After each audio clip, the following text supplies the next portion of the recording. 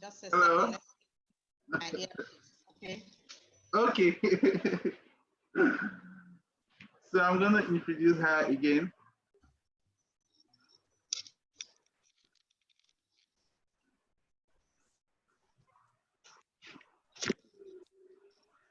All right. Okay, good. Everyone, good morning. It's so exciting to be here again. We have on our call today Mrs. Josephine Nzerem, who is the director for Venture and Fellowship. She has been my boss for like so many years now.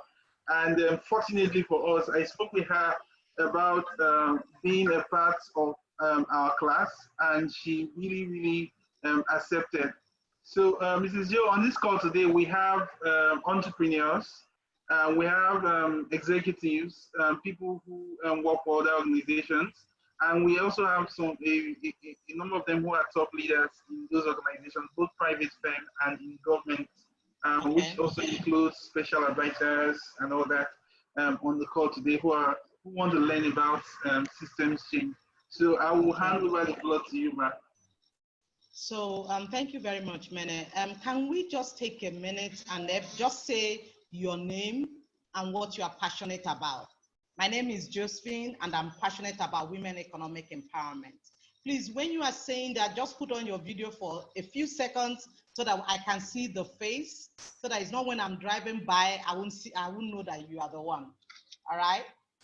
All right. Your name and what you're passionate about. So who wants to go first? Israel, you're going first. All right, great. Morning, my name is Israel. I'm passionate about logistics, passionate about people get served and served rightly, and then making a dinner out of that. All right, great. All right. Omolosho, do you want to go next? I see your video is on.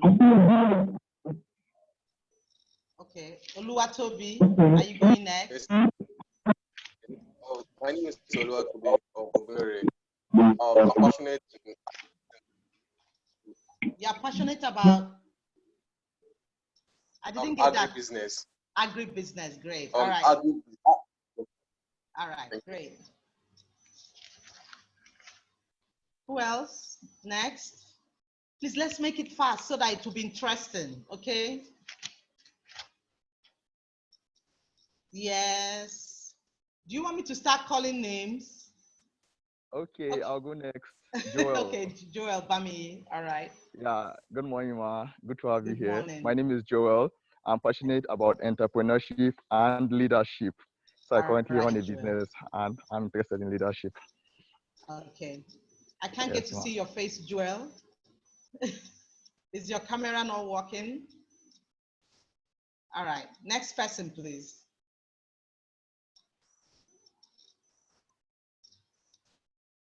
Next. Chinonso. Joshua Udensi. All right, Joshua, go. Okay. Good morning, Ma. My name is Joshua Udensi. I'm passionate about IC. Okay. Services, consultation, and training. Thank you, Ma. Thank you. Next, please. Yes.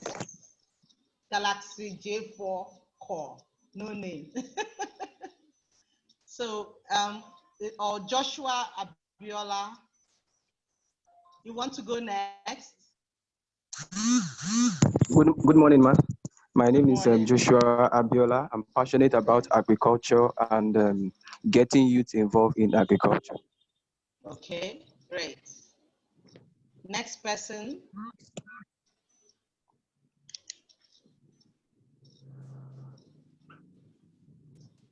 Okay. Esther. Good morning, ma. Good morning, Esther. Can I see your beautiful face? Yes, okay.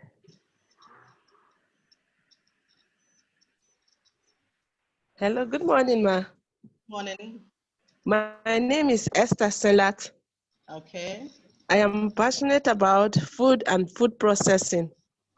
And presently, wow. I'm into indoor and outdoor catering services. Okay. All right, Thank Esther, you, ma. great. Thank you too. It's a pleasure to have you, ma. All right, pleasure to be with you. Thank you, ma. Next person, please. Good morning, ma. Good morning. Yeah, my name is Ante Joseph. I'm actually passionate about food security and farmers empowerment. Okay, great. Good morning, ma. Good morning, Chinonso. My name is Chinonso Onyemobi, and I'm passionate about finance as well as agribusiness. All right. Thanks, Chinonso. All right, next. Who is next?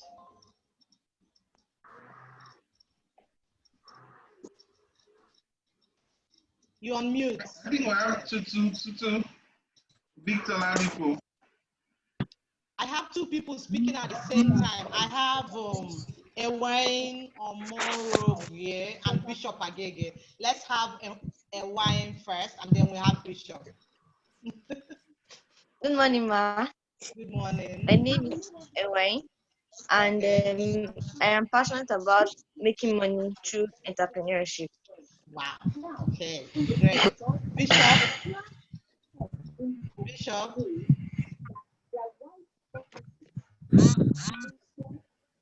Bishop, I can't hear you. I can still hear you, Bishop. Morning. Okay. My name is. Can you hear me now? Yes, I can hear you. Very faint, but I can hear you. Okay. My name is Bishop Agege, and I'm passionate about creating wealth and generating jobs. Mm-hmm. Thank you. Next person. Good Hello. morning. Good morning, madam. My name is Tutu Eradiri. I'm an HR professional. I'm passionate about managing people, training, and human resources generally. Thank you.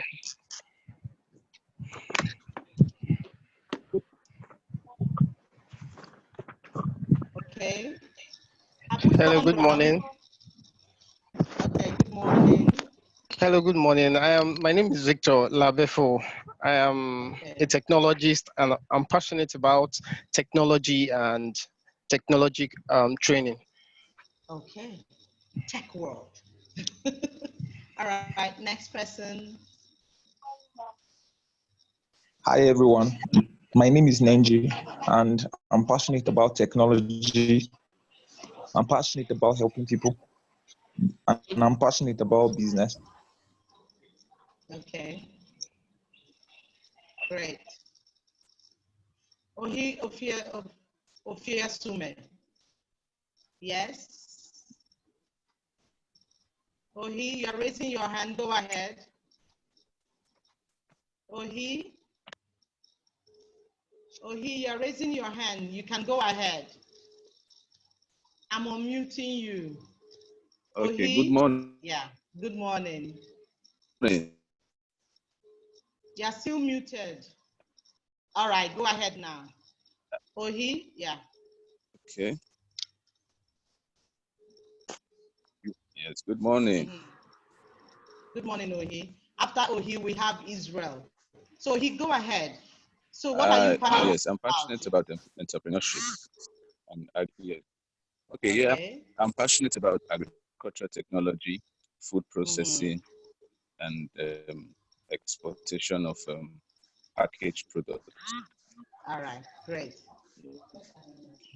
Israel or my day? Yeah. Yeah, good morning. Good morning. All right. I'm passionate about leadership, health, and technology. Okay. Yeah, thank you. Leadership. Thank you. All right. Have we all gone round? There's one person left. Okay. Grace and Adili. Okay, Grace and Adeni, can we have you two fast? Because I want this session to be more of interactive session, so we need to have time for that. So please, Grace and Adeni, can we hear your introduction and what you are passionate about?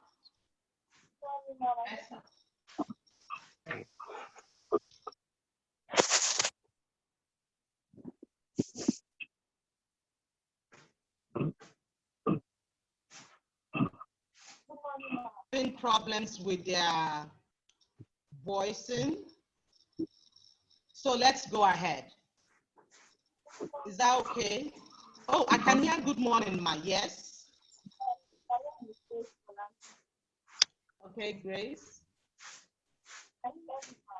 Yes, but very faint. It's as if you are in Sokoto and I'm in Lagos.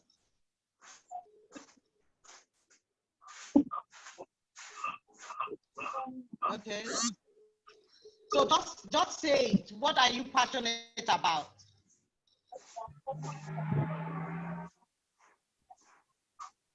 Wow.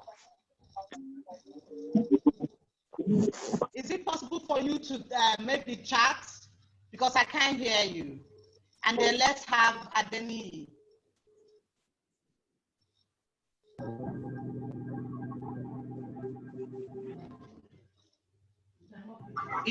Ibe, do you want to go Ibe Namdi?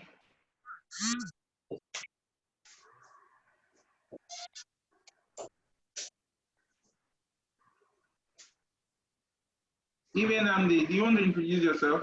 Yes, I do. Good morning. Good morning. My name is Namdi Ibe. I'm a software engineer. I'm passionate about automating business processes. I enjoy seeing processes that were inefficient become efficient, and I love using technology to achieve that. I also offer consultancy services on IT-related solutions. Okay, great. All right, so I guess we can start. We are talking about this morning, we are going to look at system change. Why did I choose system change to be the spotlight of our discussion? Please, everybody mute. Let everybody mute so that we won't have any interference. Everybody mute aside from me. When you unmute, is that okay? All right. So I said that I chose system change as the spotlight of our discussion today because it has become an essential ingredient for you to flip whichever sector you are in. So what are the components of system change? We are going to look at them one by one. The first thing is large chronic problem. I saw that many of you are passionate about diverse things, and these are large chronic problems that you have identified. So the first thing is for you to be, as an entrepreneur, to be aware of your community, be aware of where you operate, and even in that place that you operate, you begin to feel pains of certain issues in the social sector, in the economic sector, and in the business sector. Now, as you are feeling these pains, you know that these pains you are going through is not just you that is going through this problem. This problem is being felt by a large percentage of people. So it had become a large chronic problem. So the first thing an entrepreneur does when you observe that large chronic problem is to ask yourself, what is the root cause? So you check for the root cause, because if you do not check for the root cause, you are going to be solving the problem from a material level, which is not acceptable, because that means that you are treating symptoms. Well, how do you feel when you treat only symptoms without treating what is causing the symptoms? Does it go away? No, because you have not dealt with the root cause. So I'm going to give an example of a system change idea and solution and a material one that only deals with symptoms. Now, in community B, let's find a name for this community. Maybe let's call it Iwela community. in Iwela community, it has been observed that women, children, and everybody in that community, they always go down with malaria, pipe-borne water diseases. They are always in hospital. So there are two entrepreneurs that have observed this thing. One entrepreneur designs a solution where he or she distributes bed nets to these people, just bed nets, which is a good idea. Distributing bed nets, it's wonderful. So in giving that intervention, what has that entrepreneur done? That entrepreneur is trying to deal with the symptom of the problem. So the bed nets will go a long way in reducing the percentage of people who fall sick, but it doesn't solve the problem. But the other entrepreneur who has also observed this large chronic problem decides to go into that community, have a discussion with the community, and observes that one, water and waste disposal is not properly done. Discovers that two, there are plants that are planted alongside households that breed mosquitoes. Discovers that two, the three things he discovers is that water that is disposed, that is not properly disposed, breeds larvae, breeds mosquito, breeds all kinds of insects. And discovers that beside their pipe-borne water, there is a dump. So what happens is that by the time the dump begins to decay, it goes into the ground and contaminates the water they drink. So what does he do? This entrepreneur sees that this is the root cause of the problem of this community. So one, he designs an advocacy approach to educate and create awareness of the problem with the community. He moves around but before he does that, he first of all identifies who are the key stakeholders in this community. Who should I be talking to? So he goes to the community leaders, the women leaders, the market women leaders, household leaders. And he discovers that there's a time that they have meetings. All these people, they have meetings at a particular time. So because of this meeting, what do they do? What does he do? He goes into the meeting and he begins to educate them about the importance of proper waste disposal, about the importance of proper water disposal. He educates them about plants that must not be near the household and tells them what to do in order to remove those plants and plant ones that repel insects, mosquitoes, and all that. He goes around doing that. Then another thing he does, he goes to the schools because he identifies that the schools are an important aspect of education and formation of life. And he knows that in order to institutionalize his information and his message, he has to make sure that the school adopts it. So he goes into the schools and he starts an environmental club in the school. And in that school, what he's doing is that he's giving them insights of how to keep their environment clean and free of diseases. So he uses that club to educate the schools, and the schools get educated, the principal, all the people, the teachers, and the children who are in the school who belong to the club. Aside from the club, he takes out a day during the assembly where he does an open advocacy campaign for the whole school. And it's even at that advocacy campaign that he recruits more people for the club. What is happening in this community? The community is changing gradually. So he sees that it has worked in the Iwela community, which is the next. He now has his prototype. He now has his evidence of how this can work. He has failed before, but now with this evidence and with the data he collected, he's now going to move to the next aspect of system change, which is scalable. Your idea and the solution you bring must be scalable, and you must have simple solutions that are not difficult to scale. So given that he has proven what worked in Iwela community, he now takes his learning and he takes it to Mene community, Idini community, Akinade community, Neji community, Senlak community. He takes it around. After that, he moves to Samson community, he moves to Agege, Onyemobi community. He moves around. He's scaling his idea. But a system change entrepreneur observes one thing. Though he has his prototype, though he has the evidence of how this works, he also observes that in every community, the way he's engaging with that community might be different with the way he engaged in Idini community, in Akinade community, in Mene community, and in Onyobobi community. Because you have to realize as a system change entrepreneur that every community has its context flair. They have their own way of life. And in that way of life, you are supposed to observe it, observe how they come together, and then you work with their own system. And as you're working with their own system, you are plugging in your proven ideas into their own system. Now, you can't scale alone. You can't.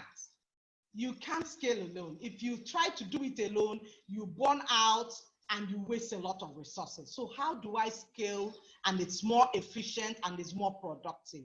That's the next thing I want to talk about system change. You must be able to identify large value chain partners.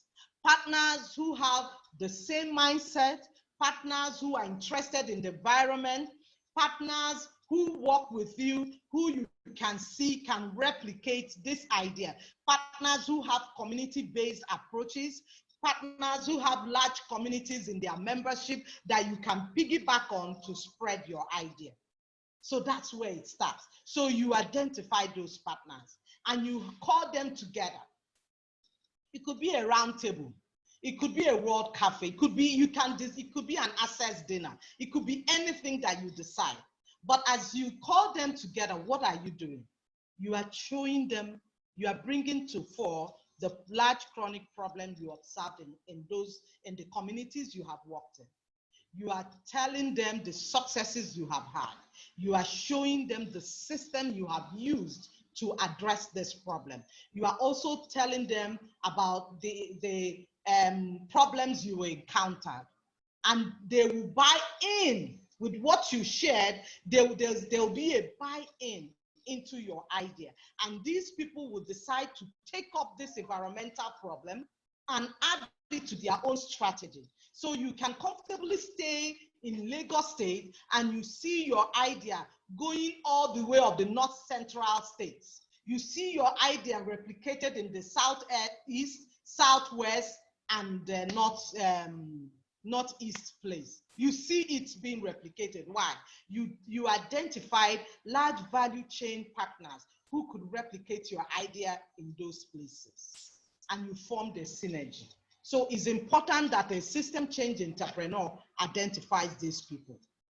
The next thing that is very, very important for a system change entrepreneur is having an aligning partners for the long term. You have to align your partners for the long term. Many entrepreneurs are project-based. You think project. You don't think system. Don't think project. Think about the long term. What do you want to achieve in the long term? And who are the partners you need to be aligned with you to achieve that long-term exercise? Who are they? You need to find them. Some of them could be strategic partners. Some of them could be resource partners. Some of them could be grant-making partners, people who will fund you for the long run. They are not funding you. They are not funding you for your the specific project. Many of us have received funds where it's just for that project. It's not fun because you only have that fund for that specific project. So that means you don't have a partner for the long term. And every system entrepreneur needs partners that will be aligned with them for the long term, because that partner will co-create with you. That partner will co-lead with you. That partner will even be showing you things that you didn't observe of how to keep on tweaking your idea. Another thing is that a system entrepreneur remains relevant all through. There is no sleeping time.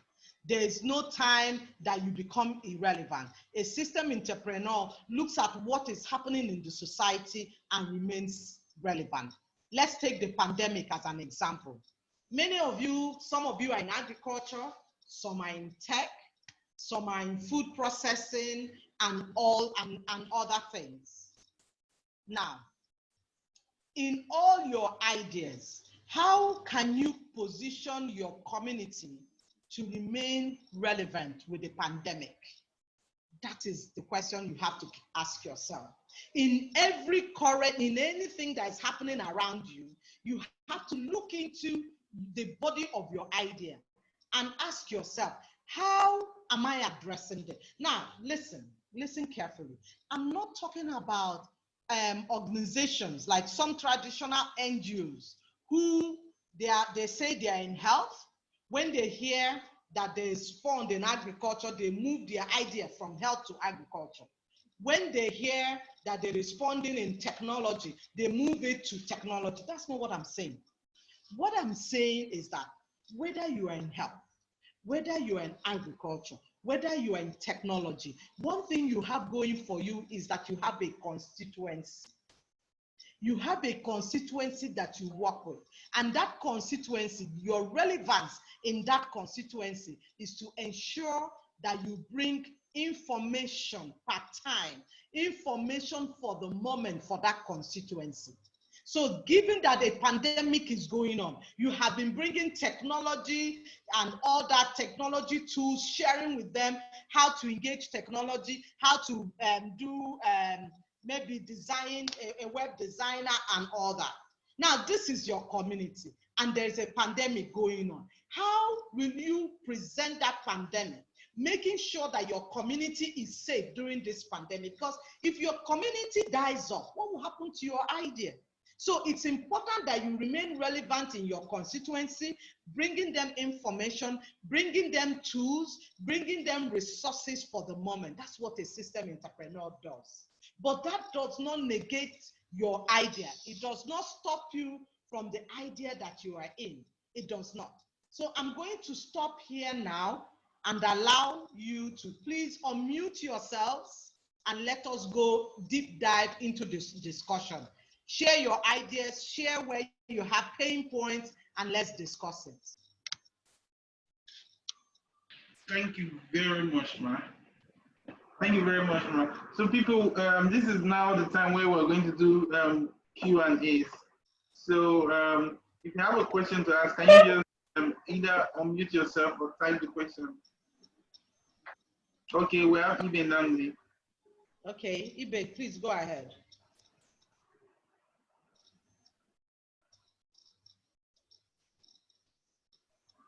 Ibe, I can't hear you.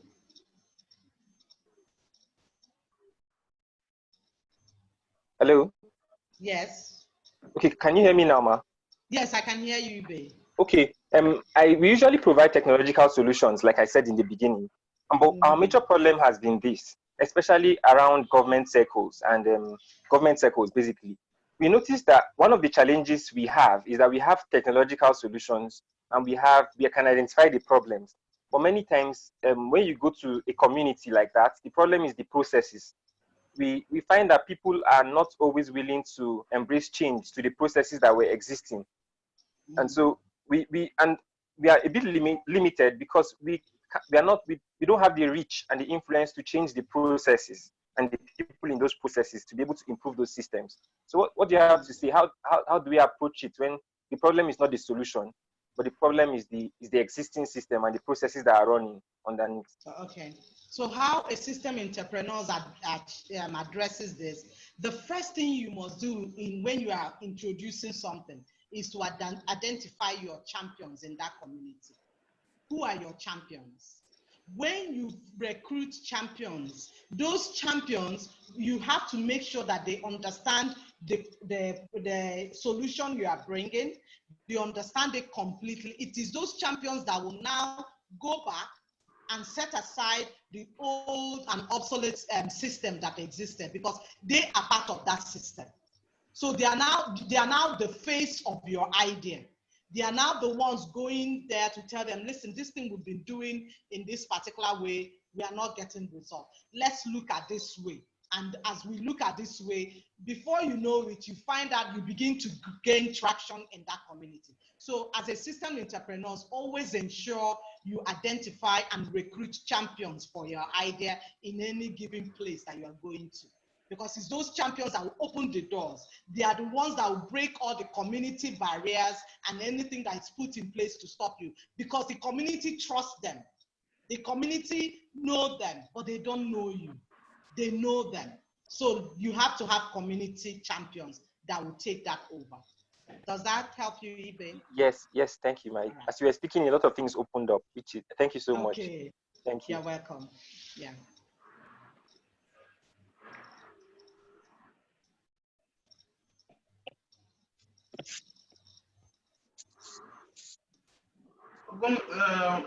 Oluwatobi, do you have a question? Yes. Okay. Yes, ma'am. For instance, what I actually do is that we produce and also process agricultural products like crops and farm animals. Said that you also create unlimited e-markets for farmers. Though this is just an idea in which I'm still developing and everything. My targets are to alleviate poverty level of farmers in the remote areas in Nigeria, because it has been found that 40% of agricultural produce are being wasted, and this causes loss to farmers. They are being wasted based on some things such as they don't access markets, logistics issue, and also processing lack of processing facilities. So with my idea coming out as AgriBusting is like a website that will create on them market for farmers with the aim of alleviating poverty level and also reducing the percentage of food wastage in Nigeria from 40% to at least to minimum of 5%. Okay. So what would the question be? Okay. The question is that in this kind of field, this kind of idea, what advice will you have for me, ma? Okay. First of all, I want to ask you, what is the bandwidth of the people you are working with? What's their do they have access do they have access to internet? Because you talked about rural communities, remote areas. Do these people have access to internet? Toby, they do? All the farmers in the rural community, they have access to internet. Is that, do they? Not all, man, not all. Few, and that's a challenge. That's a challenge to us. Few. So I will advise you, in order to be relevant and consistent with them on how you address the issue, start first with text message. Have a bulk text message platform where you send them information about agriculture. Maybe you are connecting them. You said that there's a lot of wastage. So probably what you do in the communities you work with is you identify farmers that have, let's say, a large yield of oranges. And then you connect them via text message with people that need those oranges. You see, there is no community that you solve a problem for. They will make you their hero. They will make you their hero anytime, any day.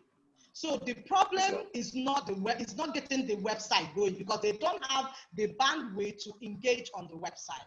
The problem that you need to solve for them is how can food wastage be stopped? How can it be stopped? How can food wastage be stopped? So how food wastage can be stopped is to make sure that you are matching their food produce to the right markets and the right people that need them. If you can do that, you have become their champion. So by the time they are growing in traction, in how they produce and what they do, you find out that you have also raised their social economic level. They can now begin to ask you, how do we move this thing? So e-commerce will now come gradual. You will not introduce your e-commerce platform. As of now, you cannot introduce that e-commerce platform to them. You can't. Yes, ma'am. Okay, ma'am. Thank you, ma'am. All right. Okay, so try that SSID code. Try and get a platform that you can be sending bulk messages to these farmers and giving them information of where they can take their produce, how they can sell it, and how they can even process it. Yeah. Okay. Next. Thank you. I hope that's okay, Toby. Are you okay, Toby? Toby, are you yes, okay? Thank you, ma'am. Yes, ma'am. Yeah, ma'am. All right. Yes, ma'am. Okay, ma'am. All right, great.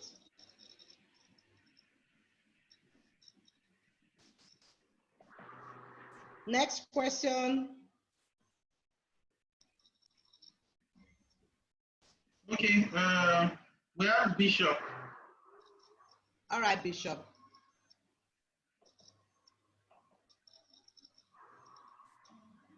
Okay, thank you very much, ma, for this session. Like I said earlier, I'm passionate about creating jobs and generating wealth. But can you hear me, ma? I can hear you. Okay. Bishop, go ahead. I can hear you. Okay. So,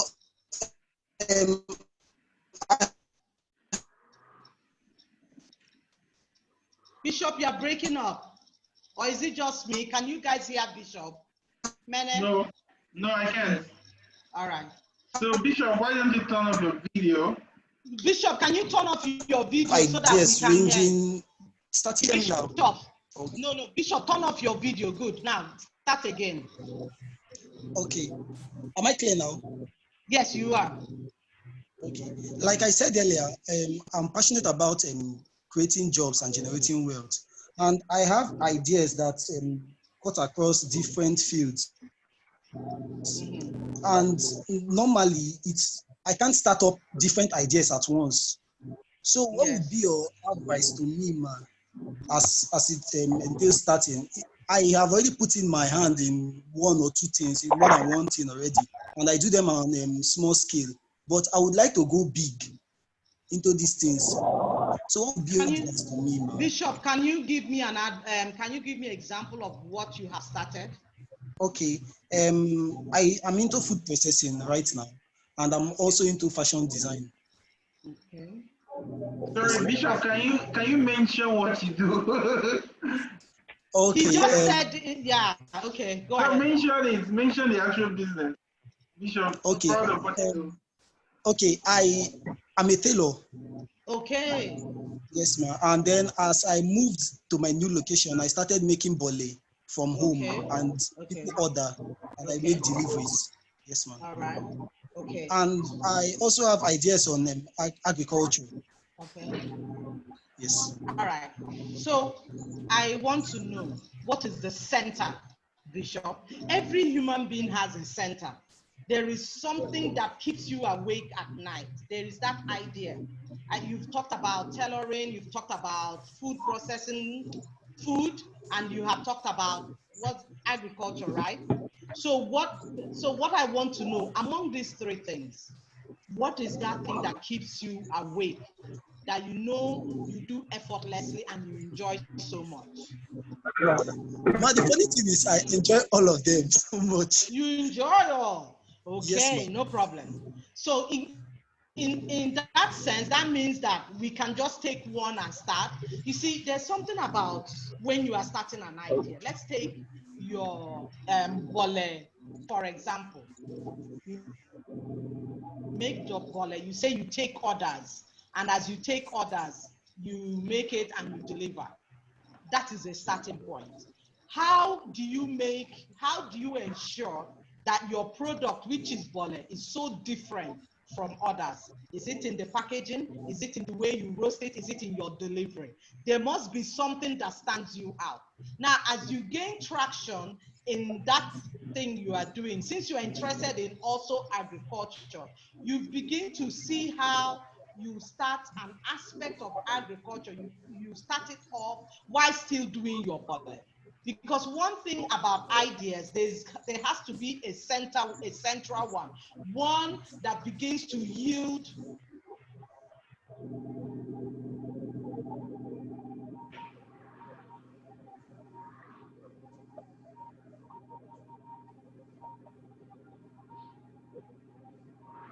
Hello? I think maybe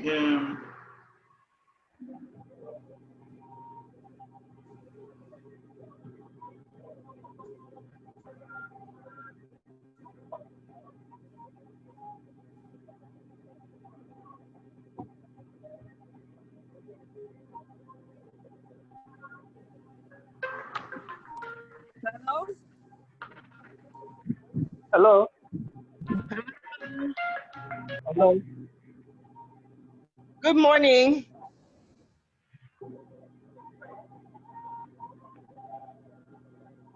Wow, what's going on with this? Hello, good morning. hello guys. Yeah. Well, yeah.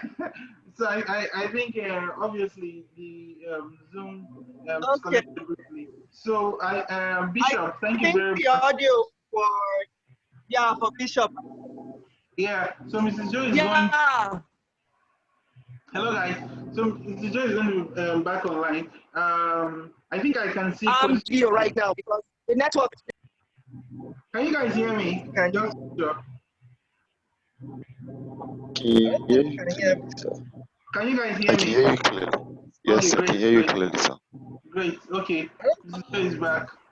I'm back. I wonder what happened. The meeting just said it's all over.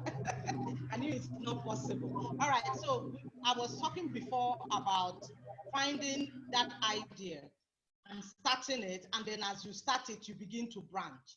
Don't start idea like a string of ideas at the same time. It's not advisable.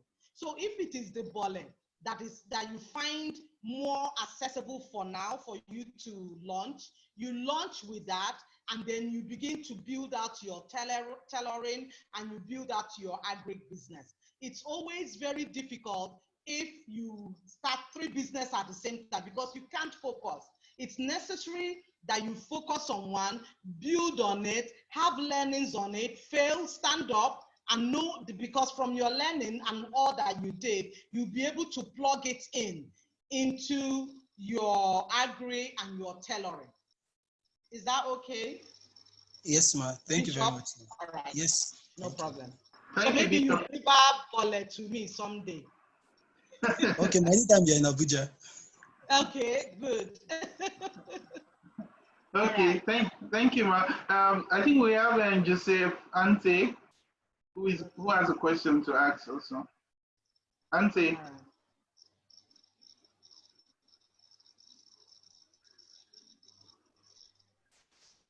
Good morning, ma. Good morning, Ante. Yes, ma. Please, my question is, you actually spoke extensively on becoming a system entrepreneur. But my question is actually, most fundings and most funding opportunities align to your enterprise or your project, align to your enterprise or your or the thing you do to a project focused or centered venture, and not one that is systemic. So my question is, how do we merge or transform this project based enterprise that have been aligned maybe by a funding opportunity or a funder or an investor?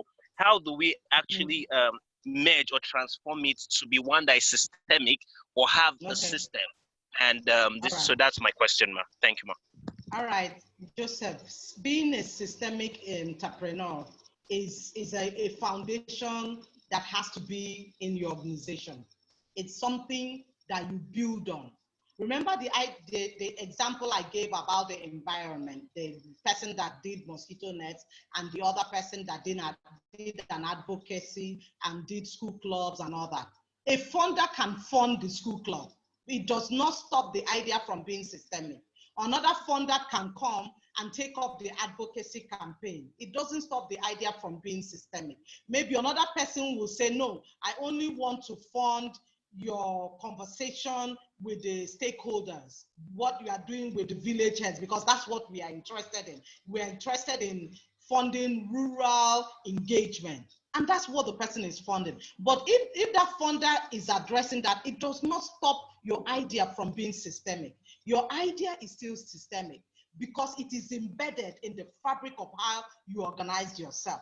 That you are systemic does not mean that people who are interested in one aspect of your project will not fund those aspects. It does not stop, Joseph. So what happens is, in all systemic ideas, okay, let me use myself for an example.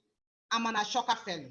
When I launched my idea of empowering women and giving them the tools to overcome property rights issues and to become sustainable, no matter the society they find themselves, I started with teaching men to write their wills. I decided to use men as change agents because I know that men are the critical stakeholders when it comes to women-related issues. Yes, the people that perpetuate widowhood rights are women. They have the fates of women, but the people that pass those laws are men. So what did I do? I brought men into it and made them the change makers that will turn around this law. So what happened? DFID funded me for that project. They funded me to go around Nigeria teaching men how to write their will. That's what they were interested in. Global Fund for Women funded the entire process because they wanted systemic. World Bank funded my development of IEC materials to women, men, and young people. Women Reclaiming and Redefining Culture funded the entire process and also my school clubs. But it didn't stop my idea from being systemic. So in everything you are doing, yes, the underlying factor is that your approach is systemic, but there are funders who will also approach you for an aspect of your idea. Does that make it clear, Joseph? Yes, ma'am. Thank you very much, ma'am. Welcome. Yes, ma'am. 10 more minutes to go. Yeah, we have a lady by name Gracious. Okay. She has a question. Okay. So Gracious. After that, we take the question on the, someone chatted me privately. I'll take that question, okay? Okay. All right, Gracious. Hello, good morning. All right, go ahead. Good morning. I can hear you. Okay, my question is, I and my team, we're trying to set up a business, and the nature of the business is delivering of farm goods to market. Okay. And our major target is delivering of those farm products to all these working class people. Mm-hmm. But the only challenge I have now is purchaser, and I will really need your suggestion. Your challenge is what? You were breaking up there, Gracious. You said that the challenge is what? Okay, getting constant seller to get our purchase. The working class people. Okay, I see it. You sent it to me. All right, no problem. So your challenge is getting constant sellers to get your purchase. The working class people is your targeted audience. All right. So what you do with the working class people is that you have to start with maybe 2 or 3 organizations that you are going to introduce your produce to, the farm produce that you are bringing. You see, working class people, I have people that, do you know, I have people who deliver dried fish to my house.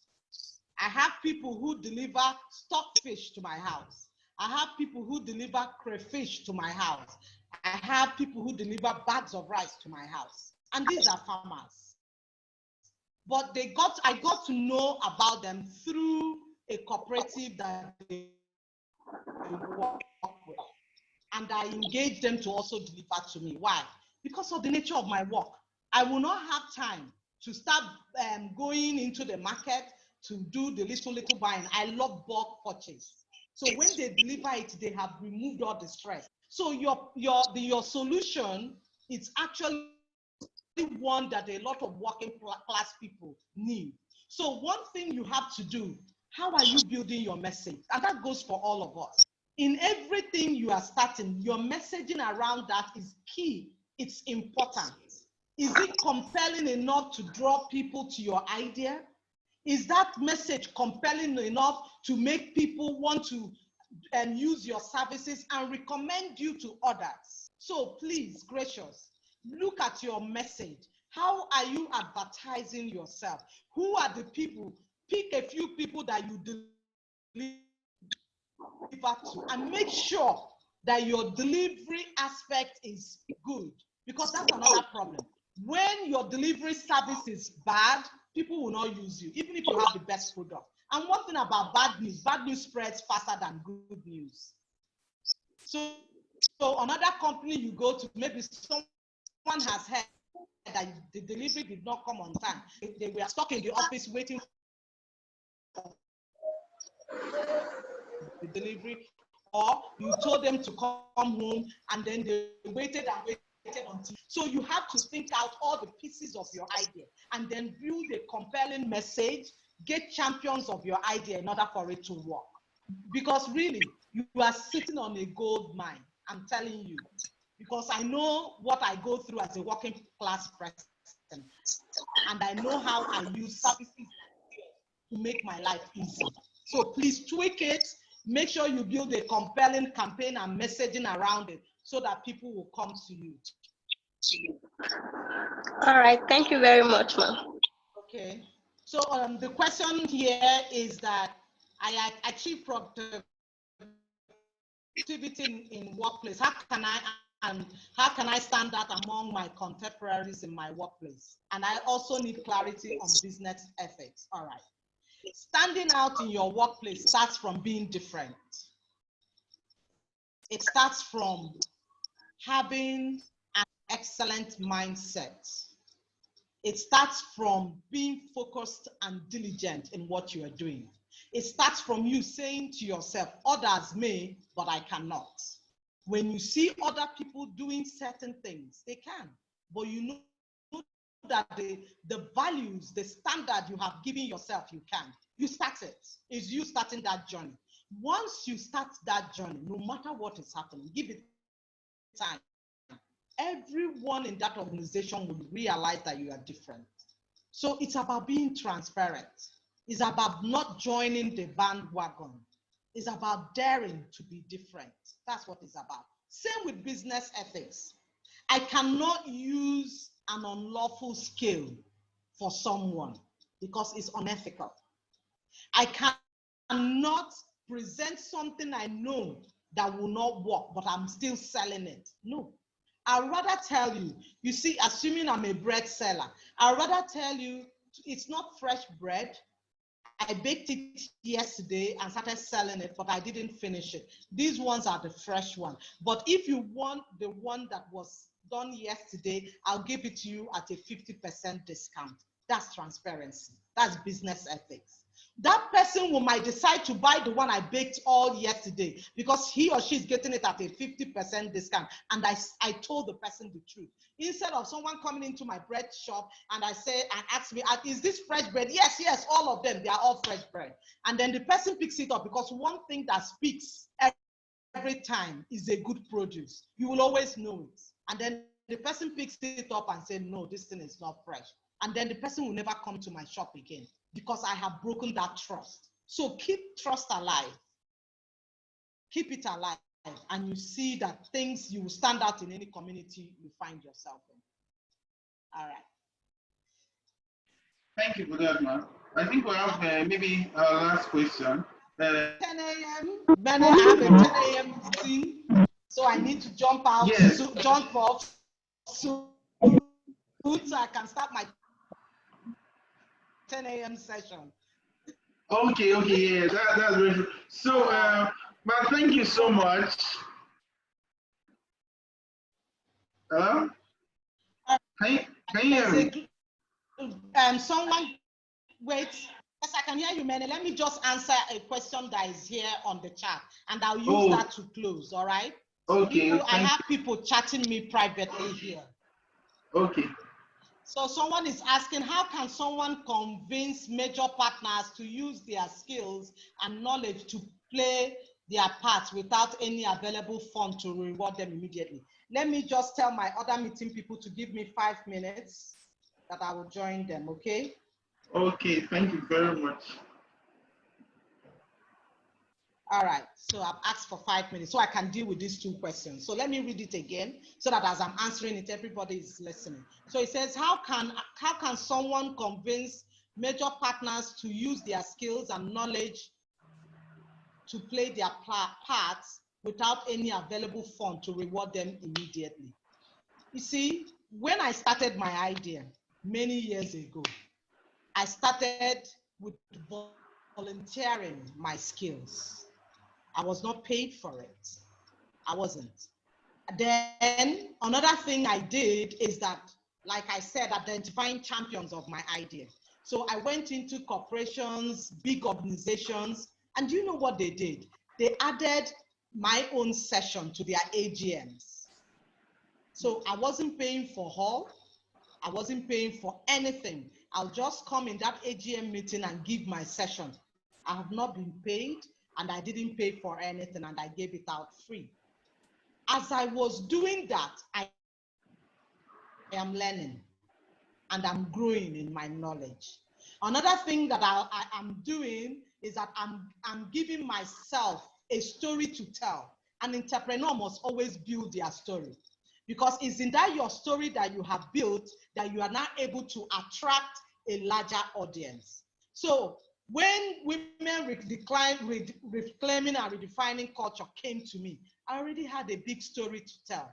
A story from my volunteer days, a story of the things of services I gave out free without charging, things that I did with people. I just jumped into it and did it. I had that story to tell. And I was able to share with them my learning points. And I was able to tell them in what area we should improve these aspects. And they are the ones that say, Joe, do you know what? Can you send us a proposal? We want to fund your idea. That's how it starts. So don't put the resources and the monetary gains and the reward in front. Put the learnings, the story, and everything you are gaining as number one. And by the time you build that story, you find out that people will come for the story. They want you because of that story. They know that you didn't just put your idea on paper and close the book like some of us do and be waiting for a partner that will make us open the book. No. When you put your ideas on paper, you make sure that you take it out of that paper and you begin to implement it, even if it's on a voluntary basis, even if it's on, not just do it. Because as you are doing that, you are growing your story and you are gaining traction. And that's what people want. And that traction is your social capital. And that's what you are going to use to get more for yourself. That's it. I hope I was able to answer that. I think there's another question here that says, I'm a working class and would like to start my entrepreneurial journey. So I have 2 areas, which is waste recycling and digital market. Ma, what do you advise I do? Please start with one. Start with one. You see, low-hanging fruits. There's something called low-hanging fruits. Between waste recycling and digital marketing, which one presents itself as a low-hanging fruit for you? Start with that one. When you start with that one, grow, engage, and learn, and put a prototype, put your learning structures, and with your failures and everything you got from this one, you'll be able to start the second one. And you find out that the failures you experience in the first, you will not experience it. For every entrepreneur, start. don't keep that idea in paper. Do you know one thing about ideas? Let me tell you one thing about ideas. As an idea drops in your mind, it might have dropped in other people's mind. But if you don't start it, you might be walking down the street one day and you see your idea. And you'll be like, do you know this is what I wanted to do? But you didn't take action. And by the time you start yours, you are now seen as a copycat of that idea. Meanwhile, you had it in your book. You had it in your book all this while, and you were trying to make it perfect in that book. No, don't keep your ideas in a book and you're working so hard to make it perfect. Perfection does not come in writing. Perfection comes in doing. And that's where I end today. Thank you so much. We are 3 minutes over, and I have to go before they'll come after me. Thank you very much, Ma. We're so grateful. We're so very, very grateful. Thank you so much, Ma. We're so grateful. I'll keep in touch with you after later in the day. No problem. So I wish you all the best. Go and succeed. Go and launch your idea and keep working at it. Never stop. Do not allow anything to derail you. Do not allow anything discourage you. No matter the number of doors that slam, remember there is another one that will open. Don't give up. Bye-bye. Okay. Thank you very much, sir. Thank you very much, sir. Yeah, take care. Okay. So, people, we've had a very great time with Mrs. Josephine. I wanted to appreciate each and every one of you for being here. Just a very quick announcement. Next week will be one of our final week for the month. We've been very, very fortunate to get 3 people who have agreed to meet with you guys next week. One of them is Dash Dishagnuti. He is one of the top entrepreneurs in Southeast Asia. Actually, he's from Malaysia, extremely connected. We met some years ago in Kuala Lumpur. Dash is a very busy man and a very expensive man, but he has agreed to join you guys next week on the 11th. On the 12th, we have an executive who is a guru in marketing and branding, and she's done a lot of work with multinationals. Her name is Trish Thomas. So she has also agreed to spend some time with you next week. And we have a Professor Sacha, who does, she consults for a number of organizations, including Fortune 500 companies. So she has agreed to spend some time with you next week. So next week is going to be an exciting and busy week for us. So I wanted you guys to know about these 4 classes that will be taking place next week. And to tighten your seat belts, all right? Tighten your seat belts, because by the time we're done with this month, some of you will feel like you have just completed your MBA, all right? By the time we're done with this month, some of you will feel like you just did like a mini MBA program, all right? So we're also talking with some of the extraordinary guys from across the world who will be confirming their time. Probably we'll move that to June. But by the time we're done next week, I'll try to see if we can organize certificates for those of you who are attending classes consistently, or those of you who would like to get some form of certificate of attendance. And then we'll have, after next week, we're going to have, I think, a series of 1 or 2 classes just to go through everything you've taken in over the last 2 weeks. So this is Business Oracle, well, an online community for people, for professionals, for entrepreneurs who want to make themselves better, who want to learn from experts, who are not interested in theories, who actually want to take quantum leaps, you know, in their business endeavors, in their professional endeavors, you know, or in their workplace roles, you know. So this is what we're here for. So we'll see what happens next week. So once again, I'm so excited to see every one of you, and thank you for being here. We'll follow up on our WhatsApp group, all right? Okay. So guys, have a great day. Go back to work. Go back to work. Have a great day. Have a great day. don't forget, go on Facebook on our page and drop a comment, all right? Drop a comment, and we are going to send you information of the classes we are going to have next week so that you can block your time and prepare with these top 3 executives from North America and Southeast Asia. So have a great time. So I'm going to share the, I'm going to send out an email today. That email, look out for it. That email will contain link to the class for yesterday and the classes we've been having over the last 2 weeks. And it will also contain like a very short form.